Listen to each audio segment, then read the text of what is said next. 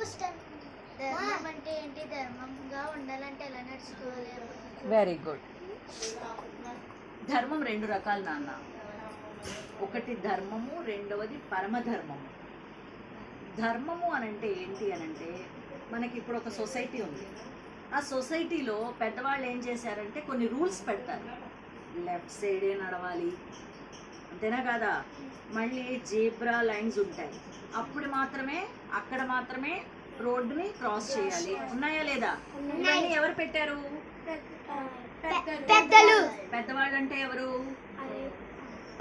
Like మనలాంటి వాళ్ళే. కాకపోతే ఒక పొజిషన్ వెళ్ళిన తర్వాత అలా ఎందుకు పెట్టారు? దానివల్ల ఏంటి యూజ్ ఏంటి? మనకి ప్రమాదాలు జరగకుండా మనం ఇబ్బంది పడకూడదు, అవతల వాళ్ళు కూడా ఇబ్బంది పడకూడదు. దిస్ ఈస్ కాల్డ్ అంటే ధర్మము అని అంటే మనం బాధపడకూడదు. నెక్స్ట్ మన వల్ల very good, that is called ధర్మం. దాన్ని ఏమంటారు బంగారం? వేరే వాళ్ళకి ఇబ్బంది కలగకూడదు, దానివల్ల మనం కూడా బాధపడకుండా జీవితంలో ముందుకు వెళ్తాను చూసారా? దట్ ఈస్ కాల్డ్ ధర్మం. పరమధర్మం ఒకటి ఉంటుంది. అబద్ధాలు ఆడచ్చా ఆడకూడదా? ఆడకూడదు. మరి ఎవరినన్నా సరే కోప్పడచ్చా కోప్పడకూడదా? కానీ ఒకడు వచ్చాడు, మన మమ్మీని మన అమ్మని తిడుతున్నాడు, మన దైవం దగ్గర ఒక ఉచ్చిష్టాన్ని వేస్తున్నాడు. అప్పుడు వాడిని తిట్టచ్చా తిట్టకూడదా? అప్పుడు ఎందుకు తిట్టారు? మరి తిట్టకూడదు తప్పు కదా, తిట్టకూడదు అన్నావు కదా ఇందాకే. మరి ఇప్పుడు ఎందుకు తిడుతున్నావు? వాడితో ఎందుకు దెబ్బలాడుతున్నావు? అంటే ఒకరిని తిట్టడం ధర్మం కాదు, కానీ అతను చేయకూడని పని చేస్తూ మనకు అక్కడ ఏం చేస్తున్నాడమ్మా? గ్లాని చేస్తున్నాడు. గ్లాని చేస్తున్నాడు. గ్లాని జరిగినప్పుడు నీ దేశానికి, నీ ధర్మానికి, నీ దైవానికి, నీ కుటుంబ సభ్యులకి ఏదైనా ఇబ్బంది కలిగినప్పుడు, లేదా నీ చుట్టూ ఉన్న సమాజానికి అహితం జరుగుతూ ఉన్నప్పుడు నువ్వు ఒక్క అడుగు ముందుకు వేయవచ్చు. అర్థమైందా బంగారం?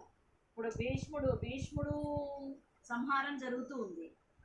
మరి యుద్ధంలో నపుంసకుడు అనేటటువంటి వాడు రాకూడదు. మరి కృష్ణుడు ఎవరిని తీసుకొచ్చాడు? అర్జునుడితో పాటు ఎవరిని తీసుకొచ్చాడు నాన్న? శిఖండిని తీసుకొచ్చాడు.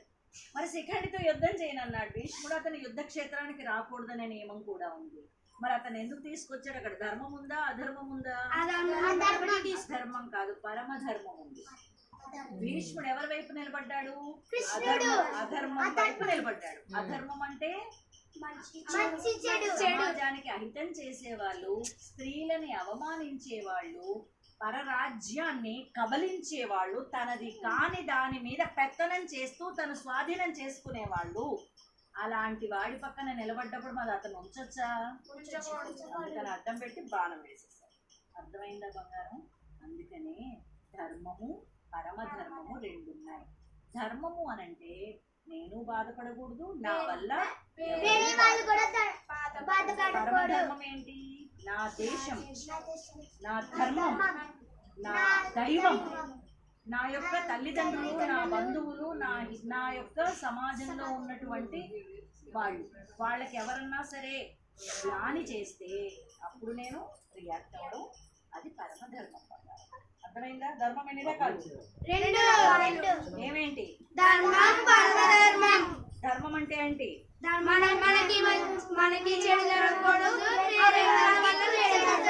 Very good. పరమధర్మం అంటే ఏంటి? పరమధర్మం అంటే మన దేశం గురించి, మన దైవం గురించి, మన కుటుంబం గురించి ఎవరైనా గ్లాని చేస్తే వాళ్ళని ఎదుర్కోవడం. దట్ ఈస్ కాల్డ్ పరమధర్మం. నెక్స్ట్